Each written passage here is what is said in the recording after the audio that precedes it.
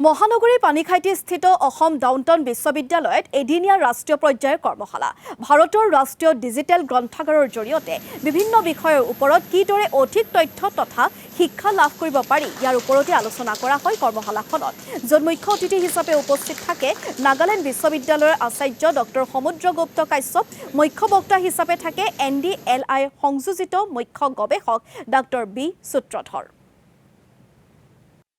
national digital library of ইণ্ডিয়াৰ খড়গপুৰ IITয়ে বিশেষভাৱে আগভাগ লৈছিলে মানে ভাৰতৰ national mission on education through information and communication technology বুলি মিনিষ্ট্ৰী অফ এডুকেশ্যনৰ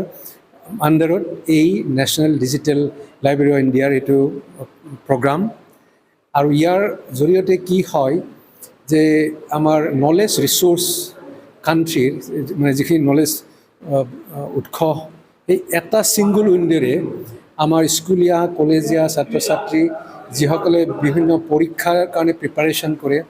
আৰু যিসকলে বিজ্ঞানৰ সাধনা কৰে তেওঁলোকৰ কাৰণে ইনফৰমেশ্যন দিয়াৰ কাৰণে এইটো ছিংগুল উইণ্ড' হিচাপে মানে চিহ্নিত হৈ আহিছে আৰু